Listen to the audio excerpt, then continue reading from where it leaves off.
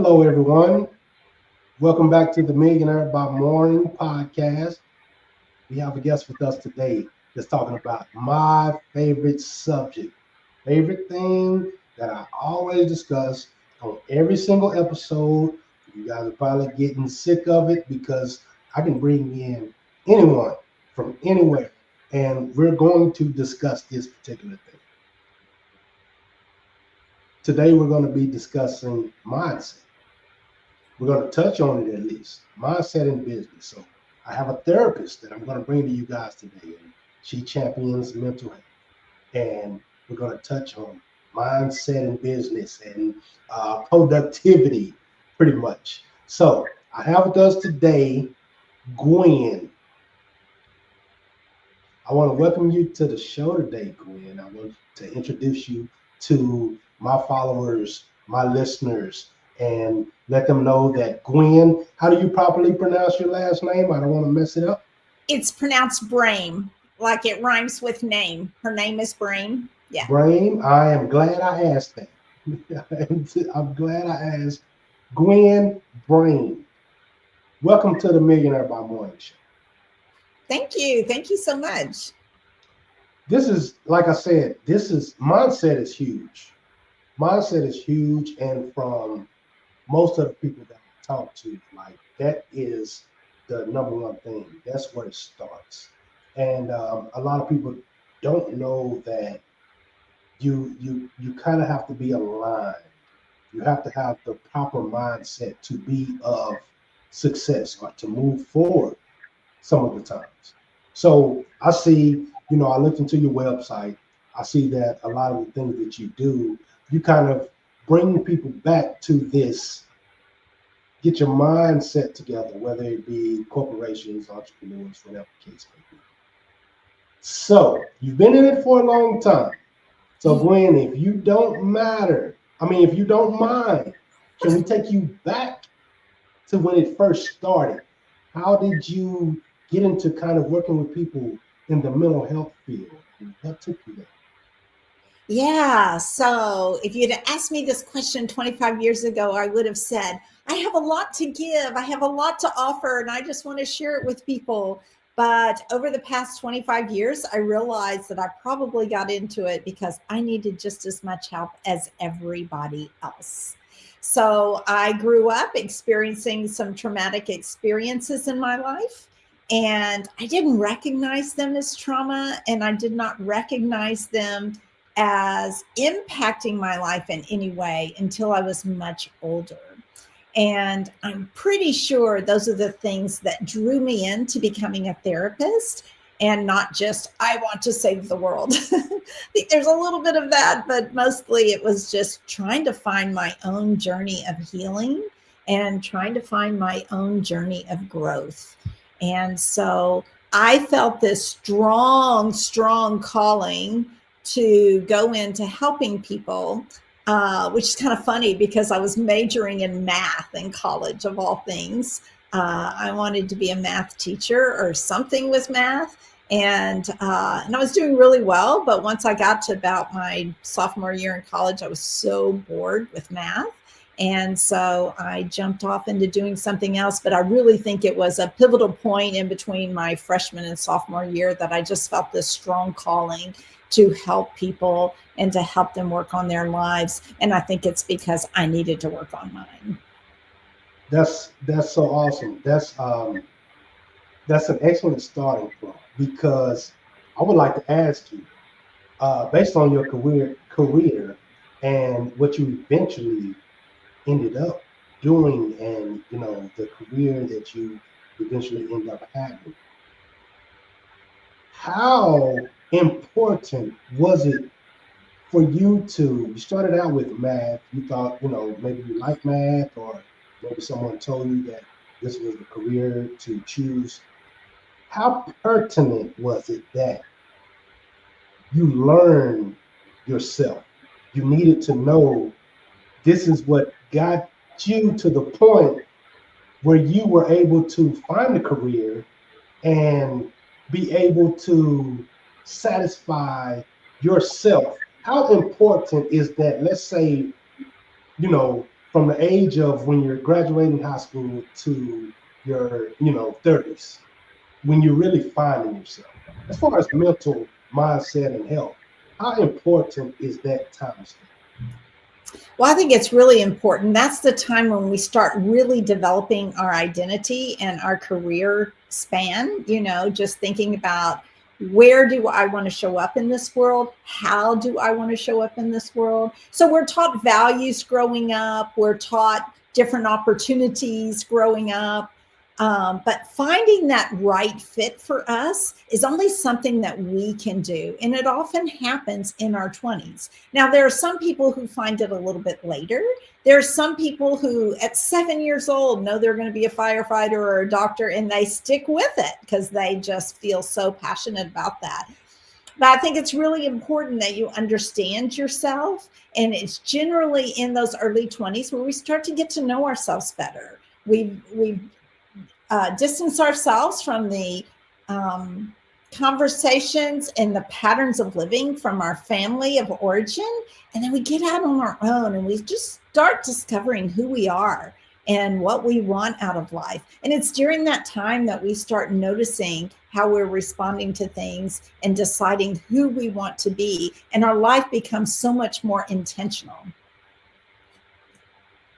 I like that word intentional. Mm-hmm. Intentional, inspirational, informative, instruction. Like these are words that I believe that you grow from that stage to that age. Mm-hmm. So you kind of pick up all of these things to where you're inspired by someone, then you end up being the inspiration. You Yes. Yes. receive the information, then you end up giving the information. Mm-hmm. So I guess I want to ask you now and segue to the point to where you decided to give the information. You decided to be the one, on the other side of what you needed, which is excellent for this show because a lot of the time, as a marketer, as entrepreneur, we teach that speak to the person that you were. Speak to the person that you already are familiar with. Mm-hmm. So you were familiar with yourself and you kind of got into it because that's what you needed. So what happened can you give us a picture of the other end of that when you start, I guess, teaching or reaching out to people like yourself who needed that same assistance?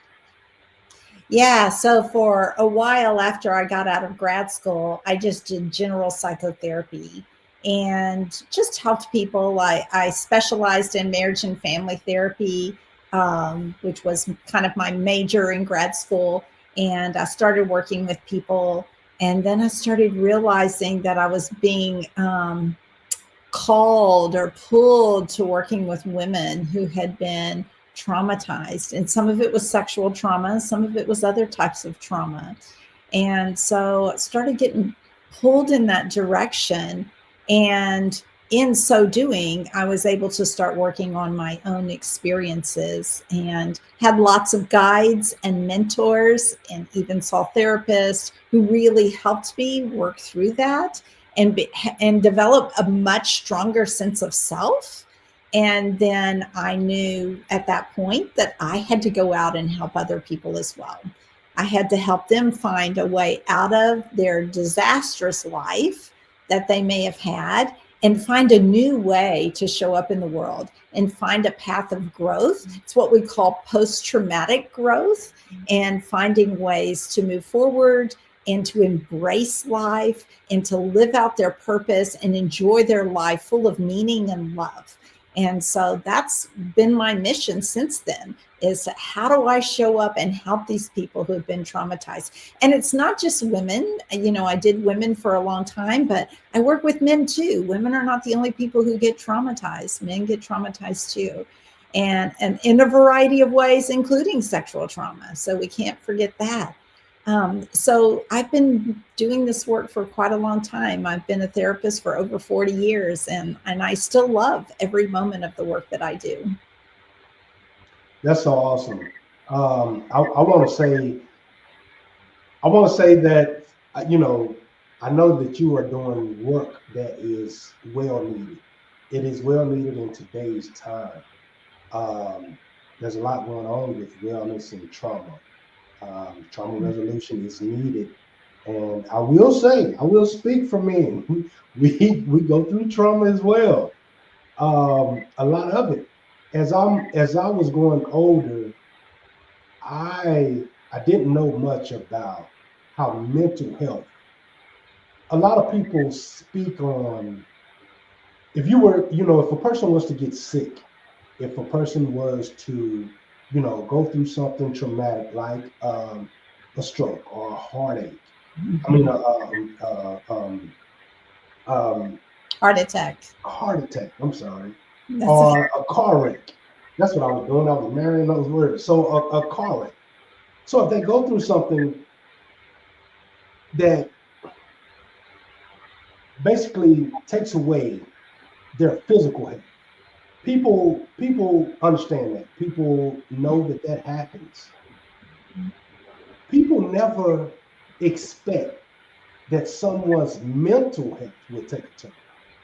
So as far as the physical health, you know that something may happen. You may get into a car wreck. You may have a heart attack, you know, a stroke or something if you're not eating right. Even some people that's healthy, they have physical, you know, setbacks. However, I don't think a lot of people realize that there can be mental health setbacks that are just as detrimental to those physical setbacks. Yes, yes, this is so true. And I think a lot of people don't understand the connection between the mind and the body.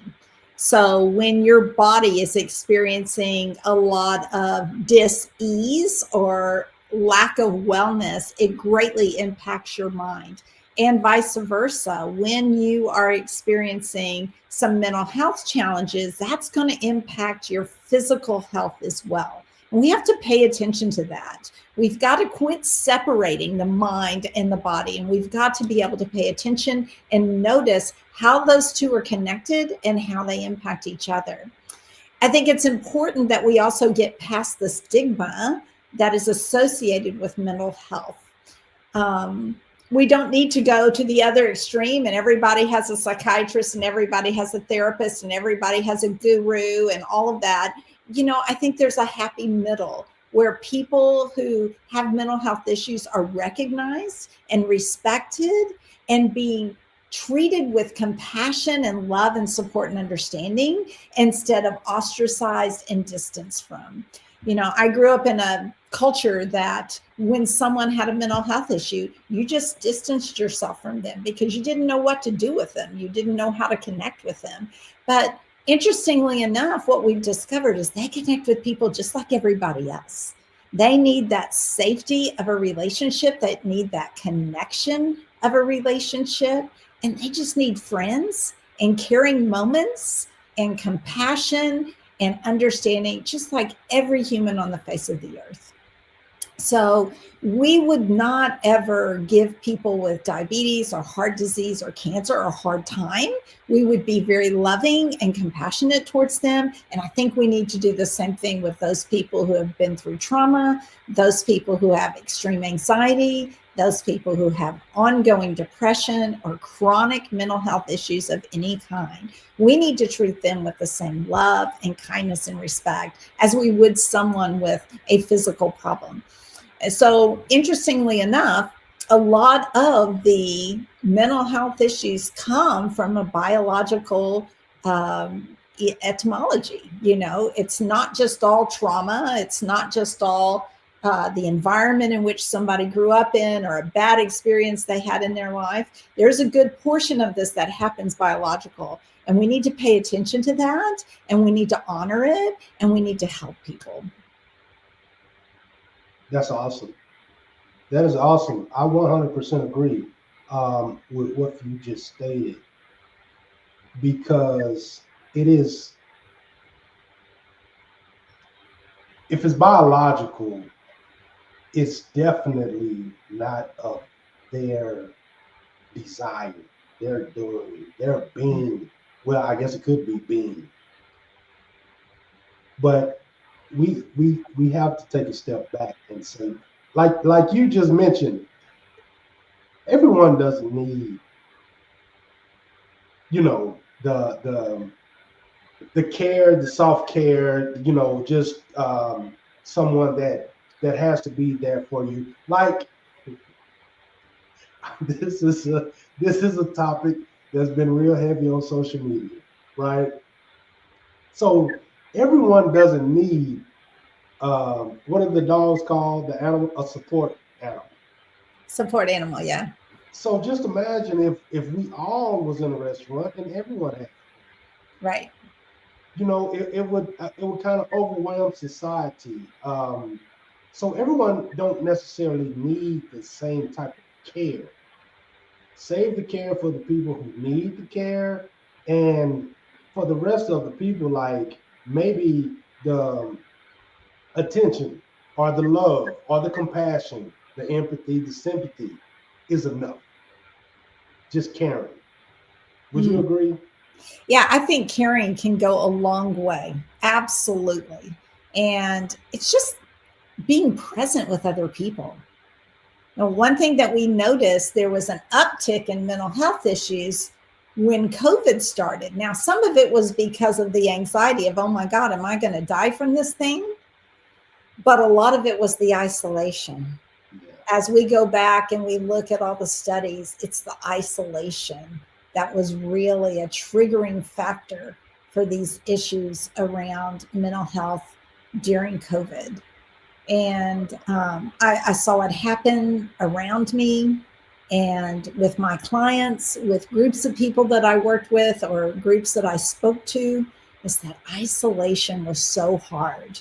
And so, of course, without the connection to human beings, because we are wired for connection, we are not wired to be alone. We are not wired to live alone. We're not even wired to have an individualistic society. We are wired for social contract work. Right. Okay. And so we should all be working together. And it's this working together that keeps us moving forward and helps us stay healthy. So I am all for support and human connection and lack of isolation, people getting together and helping each other, walking the path side by side with somebody. And it might be your neighbor, it might be your sibling, it might be your child, it might be somebody that you just met last week in a coffee shop. But just being there for people and being present and listening to them, that goes a long way. And I'm not saying that people don't need extra help. Okay. Yeah, they may need medications, they may need psychotherapy, but just being present is something all of us could do. Just taking a moment to get away from our phones, to get away from the TV, to get away from whatever we as an individual might want and show up and be present in the life of someone else. Yes. Yes. Yes. I Powerful agree. stuff. Yep. Yep. 100% I agree. Based on that, I'm going to ask you this question, and then we're going to move on to the business aspect. Okay. There are recent studies that show, I want to say like 80%, 80% of young men are choosing not to date. I think it was 80%, like 18 to like a 24-year-old, something like that. Do you have any insight on that? Does that have to do with, because those are COVID, I wouldn't say COVID babies, but they did kind of go through the COVID isolation without school. I don't know if that has anything to do with it. Then, of course, you have social media and you just have kids on games. But do you have, as far as the mental, you have been, you have like, this generation is something different. Even if you've studied for 35, 40 years, this generation is kind of difficult to, put a pin on. But do you have any insight on that? Well, people do what's important to them and people do what they feel skilled at. And my guess is, this is just a guess, that there are other things that they are needing or desiring, that dating is not number one. That is my guess. The other thing is, this generation who's out there between 18 and 25 went through high school during COVID, where they were doing it online, and lost a lot of opportunity during their high school years to develop those, I almost use the word courting, those dating. That's a good word for my It age. is a good word because it's not the same as dating, right? Courting is just like getting to know someone and connecting. And, I don't know all the current lingo because, my grandkids are that age now. But getting to the point that they are just getting to know people and learning good social skills around romantic life. And there's so much pressure about it now. And I think I would try to avoid it if I were 18 to 20 years old, just because of the pressure. I would have felt so much pressure. It's like, did I text that person back fast enough?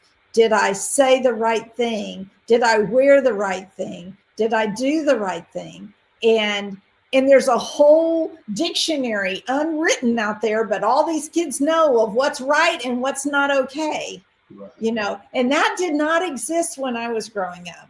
When I was growing up, you liked the person, they liked you, good deal. It wasn't all about, well, I can't date her because she used the wrong vocabulary from the wrong political party or wrong church or anything like that. Now, there was a little bit of the whole skin color thing. My parents had a cow when I started dating a Hispanic guy who was on the football team in college. Never mind that he was a great guy, but my goodness, don't date a Hispanic person. That's terrible.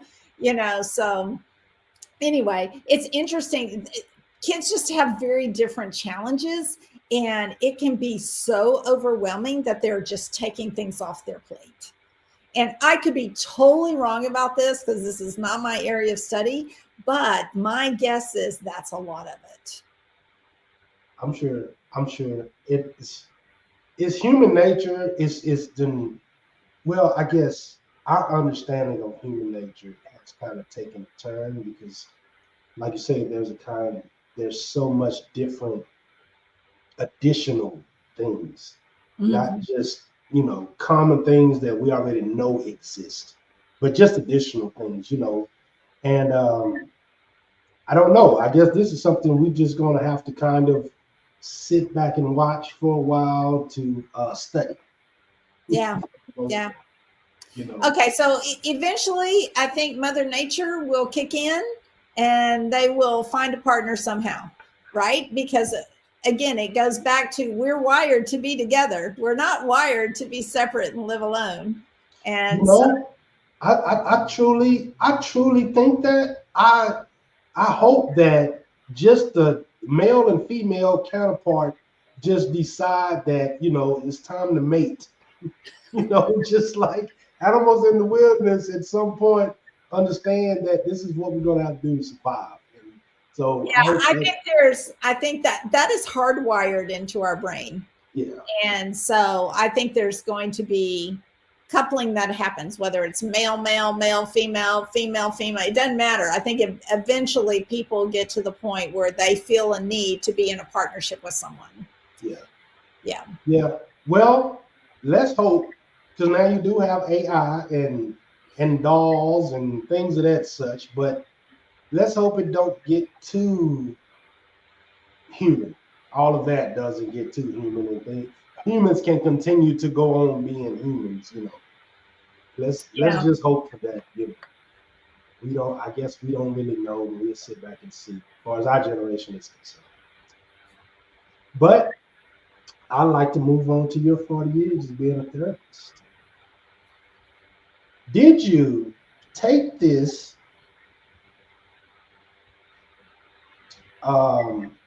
expertise and turn it into a business of your own? Yes, I did. So initially out of grad school, I worked at a hospital in an eating disorder unit, which was another one of my issues. I was happy to work in an area that I needed a lot of help in. So that worked out really well. I did never have a full-fledged eating disorder, but I had a lot of body image issues growing up in a family where a lot of emphasis was placed on body image and size and weight and all of that. And then I went into private practice. And one of the reasons I went into private practice was, first of all, I had kids and I wanted to be able to show up differently. Like I wanted to set my own hours. I wanted to spend time with my children when I wanted to. I wanted to be able to go to parent day at school, different things like that. And so I started running my own business, which also gave me the flexibility to decide what was going to be part of my business. So I worked in private practice. I did do eating disorders for a while, but then I expanded and started doing many other things. And I really enjoyed that. Ended up moving with my children to Michigan with my first husband. And while I was there, I was traveling, I was speaking, I was making a lot of money speaking, and I loved it. And yet I was gone a lot. So this desire of being with my kids was great, except that this desire to speak and make good money was interfering with that. I ended up getting a divorce and moving back to Texas. And when I did, and that's a whole nother story we could talk about, lots of trauma, lots of abuse, but got back to Texas and went back to work for someone else for a short period of time, started working at a university and worked there for 5 years. And that desire, again, to set my own schedule, to make my own rules, to create programs that I felt were needed without having to go through 2 years of red tape, all of that came back up again. And I'm like, no, I've got to work for myself. I am too entrepreneurial oriented. I'm too much of a generator, a visionary, a manifester. I kind of have heightened skills and all of those things. And there's no way I can sit here in this office and beat my head against the wall, always following what someone else wanted me to do. So that's when I got out on my own again and started creating the business that I wanted. And I've been doing that ever since. And it changes every few years, and it's not that I'm dissatisfied. It's just I find things that I know need to be said or need to be done, or population that needs to be served. So for instance, in the early 2000s, I recognized that I didn't know how to deal with people with a particular type of personality disorder called borderline personality disorder. I, as a clinician, was not skilled. And I found out that people in the mental health world kind of treated those people like they were rotten eggs, like, ooh, don't treat those clients. They're horrible. And I felt bad for them. I'm just like, well, they deserve love and care like everybody else. What's the big deal? So I got trained in a type of therapy that's very effective in helping people with borderline personality disorder, and then started my own program in my office, working with people with this disorder. And I did it for many, many years. I still work with people. I don't run I don't run an in-office program like a large group like I once did, but I still teach the skills in individual therapy and work with people online. So I loved having that flexibility to show up for my family the way I needed to. I raised my kids for 10 years by myself. I needed to have as flexible schedule as possible. I was able to set my own income rate, which was fantastic. And I was able to create the programs that I felt called to do. So I was able to show up in the world intentionally, purposefully, having meaning in my life by making these decisions. And I'm not going to tell you they were easy, because they were not. They were hard. All of this was hard work. Okay. Lots of obstacles, lots of running into closed doors, lots of feeling frustrated. I remember walking into church one morning, and I was about to quit my job at the university.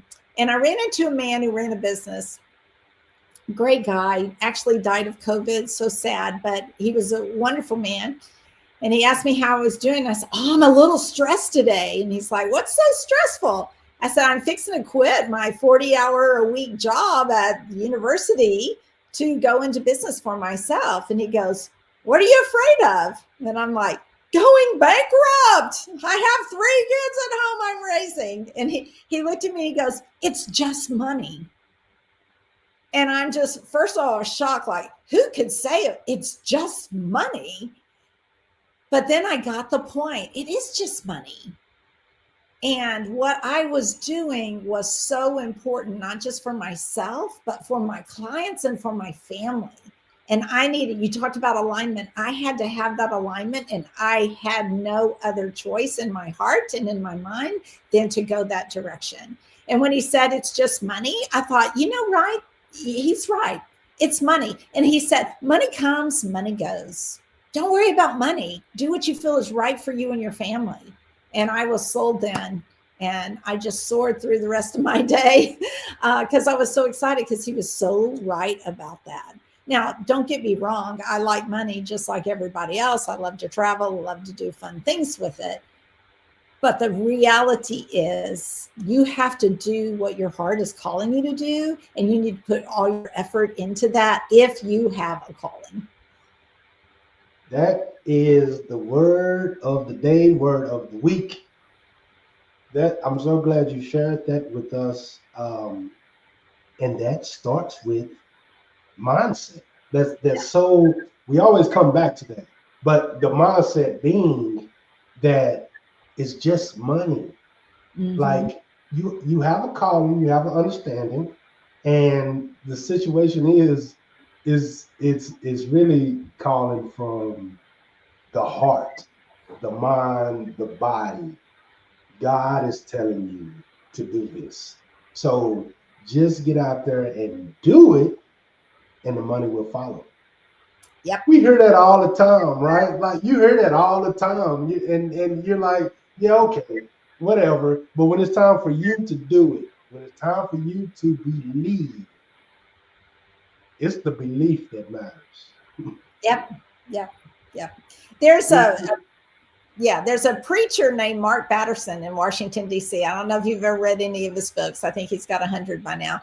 Anyway, he always says that you need to pray as if everything depends on God, but you need to work as if everything depends on you. Right.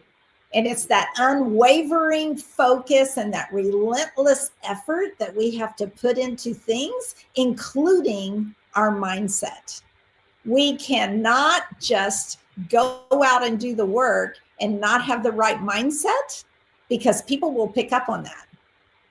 They will. If you're worried about being a fraud, or what's the other word? Imposter syndrome. People are going to pick up on that. Right. Okay. But if you have a clear vision that this is what I need to be doing, and your mindset and your actions are together, you'll succeed. Yep. Absolutely. So, alignment. If you can align your belief with your work system, align those two, it's pretty much a done deal. Yep.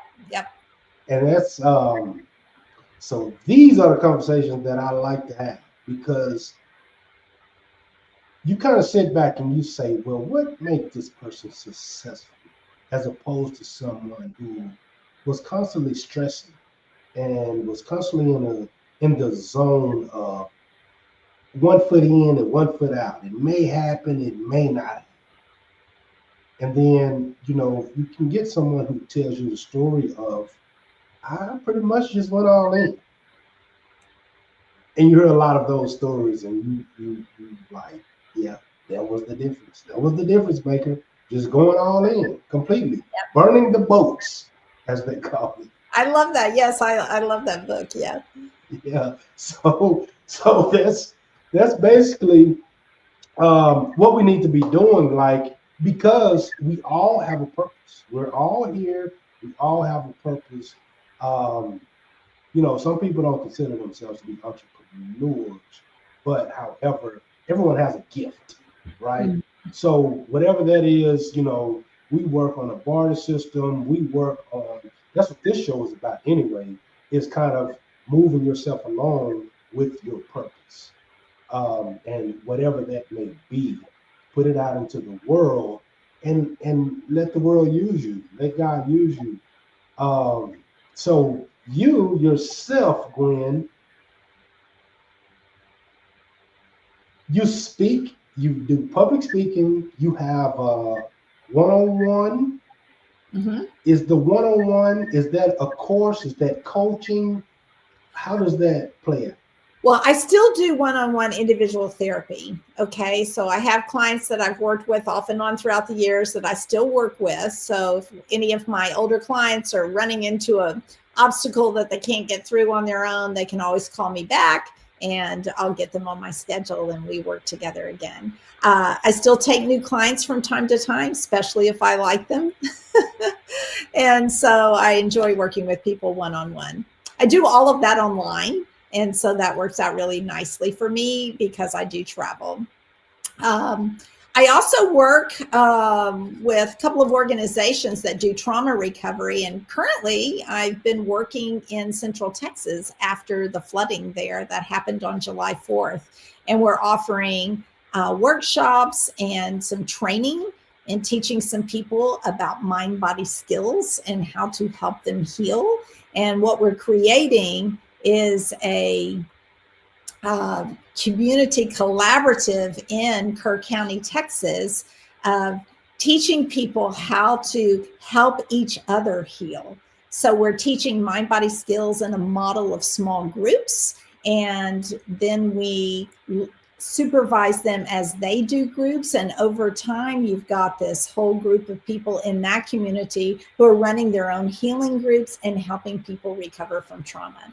So it's another one of my joys in my life is doing that kind of work and supporting community-based healing programs.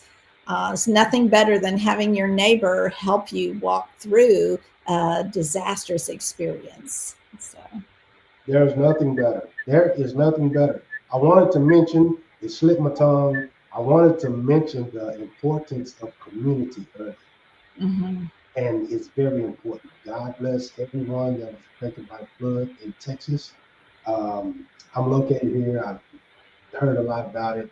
But community and kind of just getting out, giving back, it means a lot. It means a lot. It means a lot as an entrepreneur. It means a lot as far as anyone that's trying to do business, getting into the community and doing their work. That that means so much to the community. Yeah. I have a fun little story about that. You want me to share this with you? Let's go. Okay. So I was out walking one night in Kerrville, Texas, right after the flood. It was like the second week. And some man was out barbecuing in front of his house. And he said, hey, come here. Will you come taste this? And I was like, oh, I don't know you, you know. Anyway, another man was standing there who obviously was not, related to this guy or anything. And I said, is this safe? And he's like, sure. So I started talking to them, tasting his barbecue. I noticed that his house had been flooded and all their belongings were scattered over this piece of property. And I said, oh, I see you got impacted by the flood. And he goes, yes, Jesus and the Astros saved me. And I went, oh, okay. And so he told me a story about how he had gone across the street on July 3rd to watch a replay of the Astros game. And so he was up really late. It was pouring down. He was watching the game with his buddy across the street. And then the lightning and thunder were so loud and the game was off and it was pouring. He's like, I'm not going to be able to go and home at this point. I'm just going to stay on my friend's couch. Then they heard the river in the background and he looked out and saw the river coming up into his property while his brother, who was disabled, was in the house that he was living in. So he ran across the street with his buddy. They got his brother out. And as they were doing that, he saw the house that he lived in, which was behind this front house, wash down the river. And if he had not been across the street watching the Astros game, he would have been dead because his house hit a tree or something and it just burst and it just got washed away from the flood. And so he was telling me all about how Jesus and the Astros saved his life that night. And the better part of the story is all that barbecue he was doing. I'm going to get choked up talking about the first responders were coming down that street every night, every couple of hours, because it's close to a memorial to the flood victims. And they were passing by, and he stayed up all night, every night, to make sure those first responders got fed. That's turning tragedy into triumph and resilience. This guy's going to do okay because he was able to take his own disastrous experience and turn it into something positive and good. And he got a great story out of it about Jesus and the Astros saved his life. So super amazing. That is super amazing. That is super amazing. And I will say this as far as healing is concerned. As a person that I'm from Texas, and I know we are really big on barbecue. So I would have to say that barbecuing is, I believe, we can do a study on this. I believe that is a healing process. I think that is a therapy for men in Texas. And I say that, don't take it lightly. Like, I truly think that, because I know when I'm stressed and I'm going through something, you will probably get my grill fired up and something cooked, because that's my way of kind of stress relief. Yep. So I would say that for that man, if he was standing out there in such a dire time, that was more than likely his way of dealing and his way of healing. And that came through with him helping others and also helping himself. Exactly. Yeah, and research shows that when you can find a path towards helping others while you're going through a hard time, then you're more likely to heal and have less problems with post-traumatic stress. Yeah. So, I can totally see that. I can, as you were telling me the story, I can totally relate. When you mention the people that you help, who would you say what is your demographic? What is your ideal, I guess, not customer, but let's say avatar, ideal avatar? Yeah. So generally I work with people from 25 up to about 60.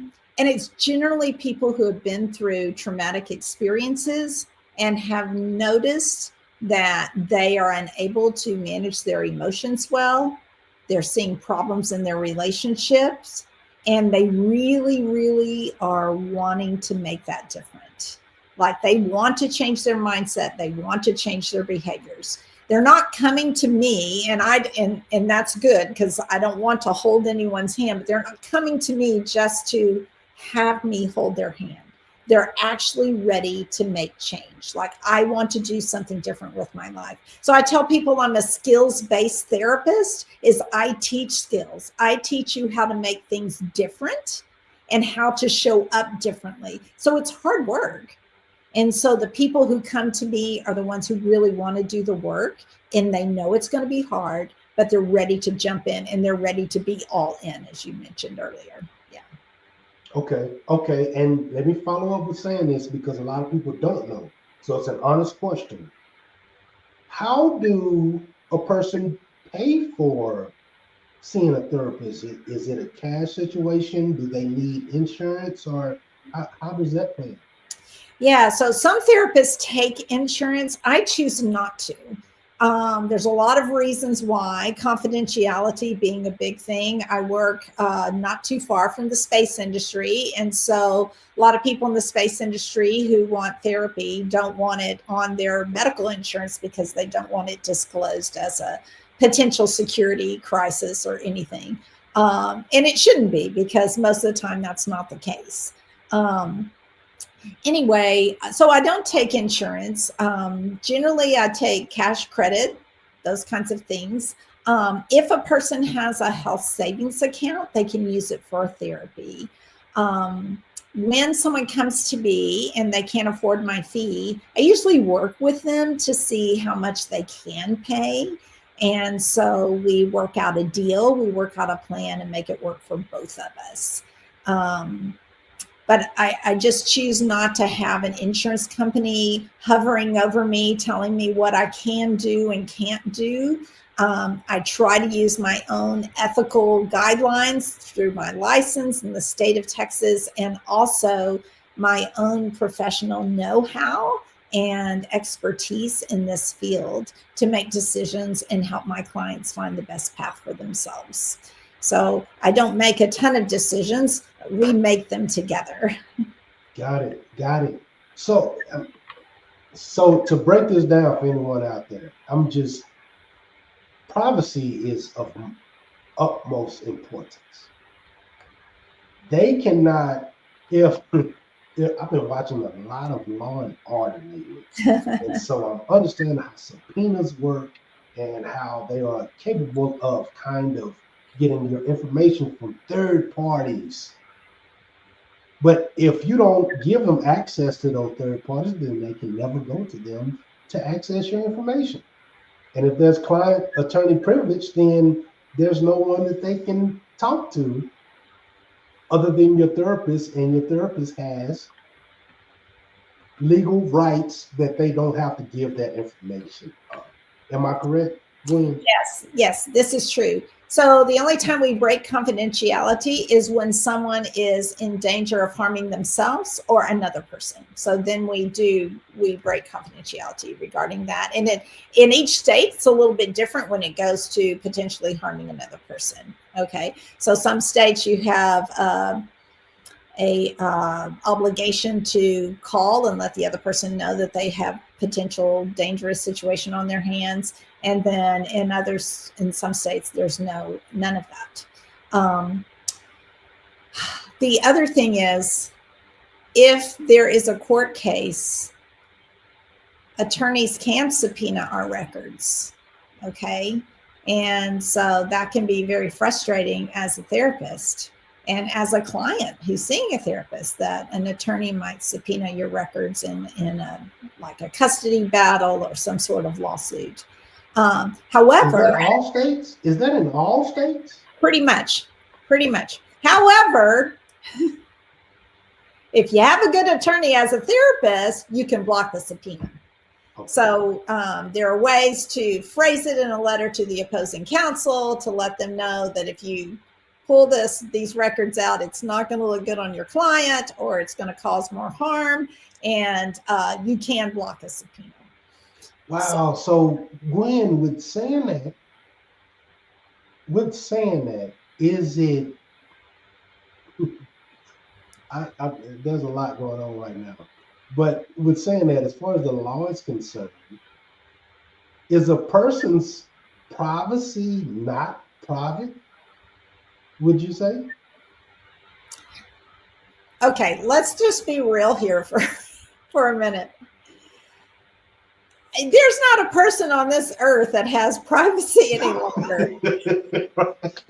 I guess that's what I'm getting at, I guess. You know, people say to me, "Oh, are you using a credit card online? Aren't you worried about them getting your information?" I'm like, they could get my information anywhere. I mean, you just have to be a smart enough hacker, right? You know, and I'm pretty sure my 8-year-old granddaughter is smart enough to hack into a computer and some of these systems, right? So I just don't think we have privacy like that anymore.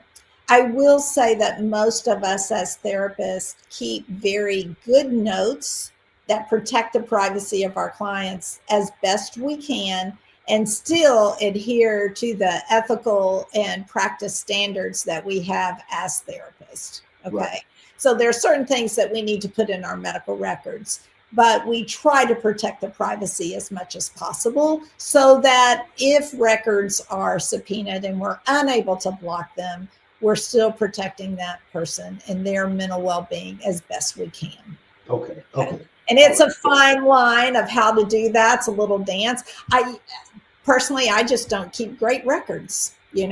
I write down, I would rather be in trouble for, well, you're not a good therapist, you don't keep very good records, than to be in trouble for disclosing something. Yeah, definitely.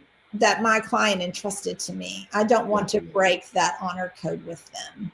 So my records, my client came, we talked about this, I use this skill, and they'll follow up next week. I mean, it's very right, very vague. Very vague. Yes. Yeah, I get it. Privacy is so 1980. Before the computer.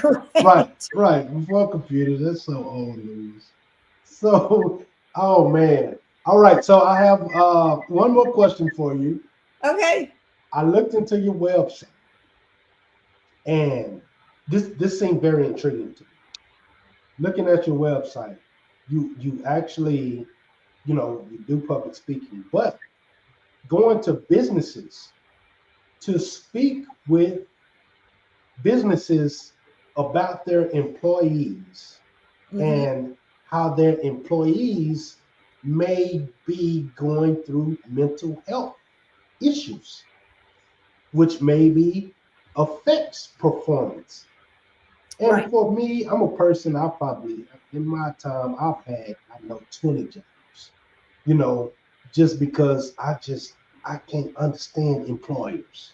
So I'm gonna leave one as soon as they do wrong. I'm leaving.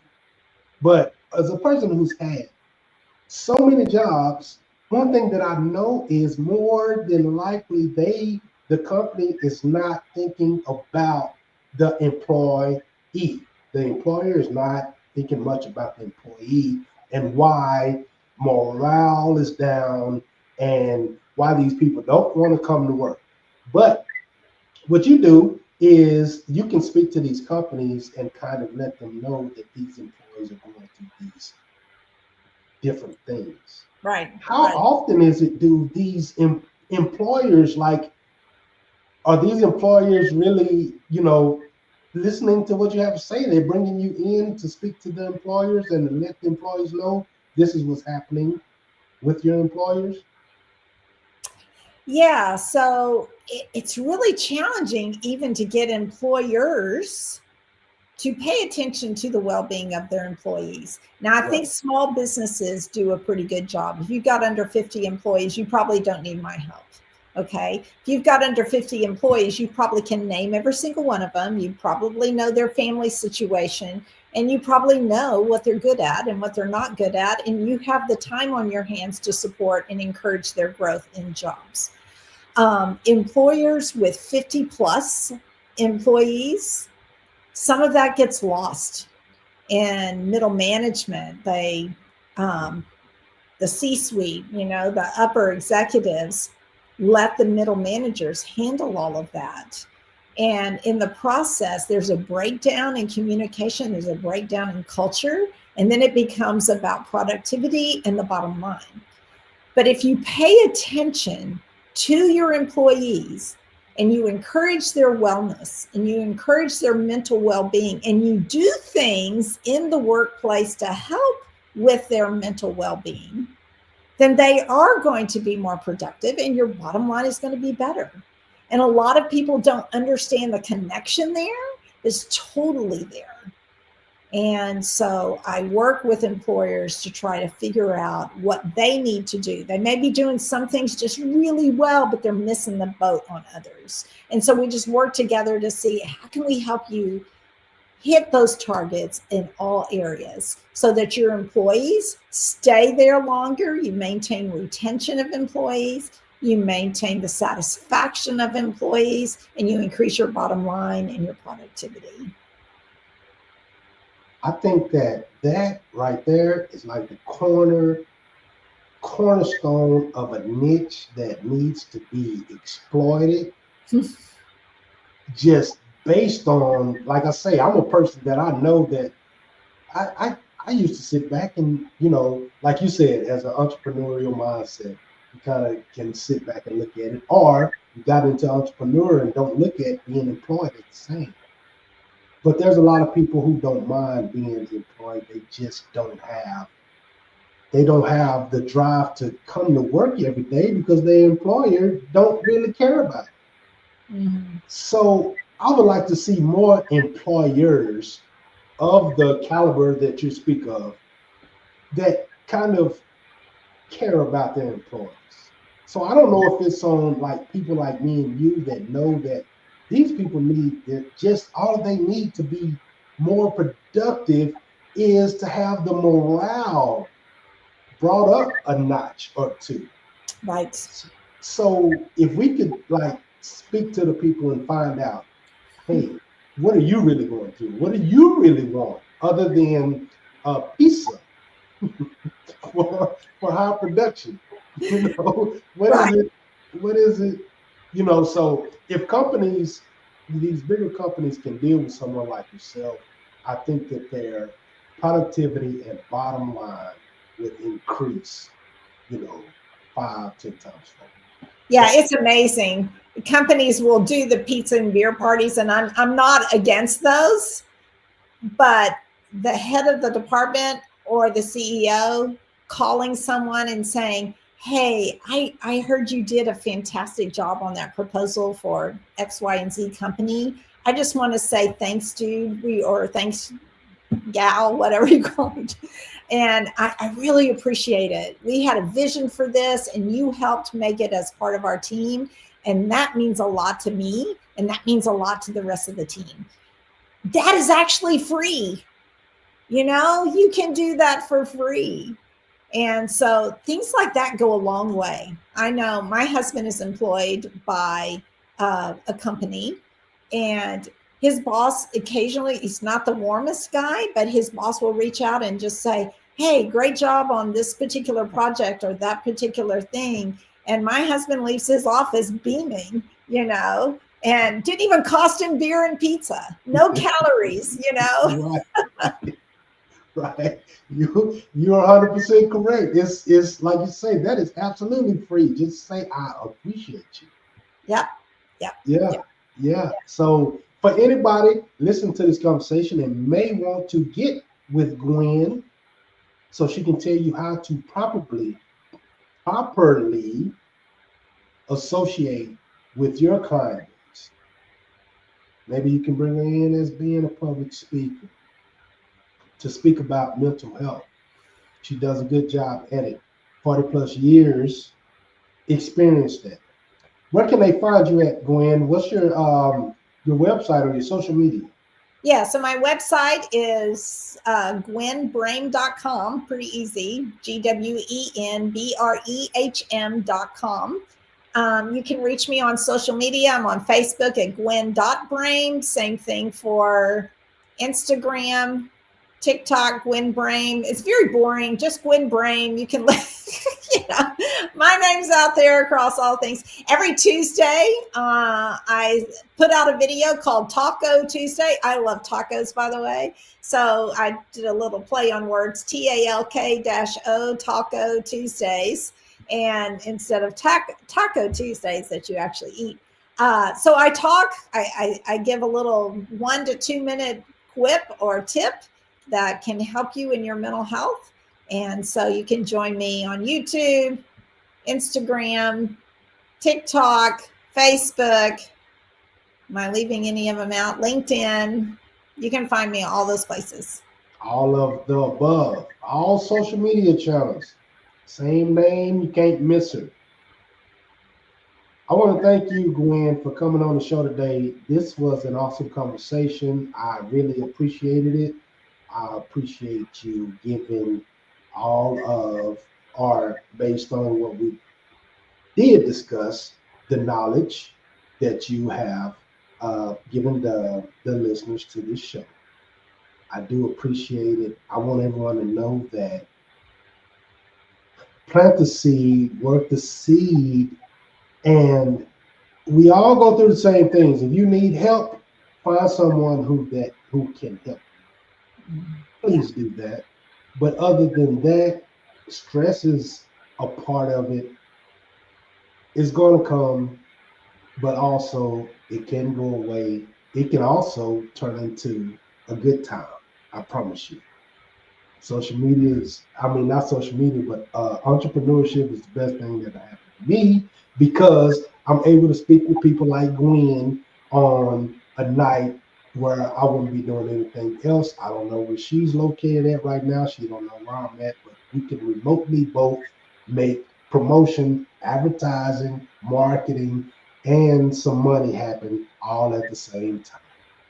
Right. It's an awesome space to be in. So I want to say good night to all of you listeners on the Millionaire by Morning show. We'll catch you on the next one and continue to make moves, make money, and make meaningful memories. Thank you.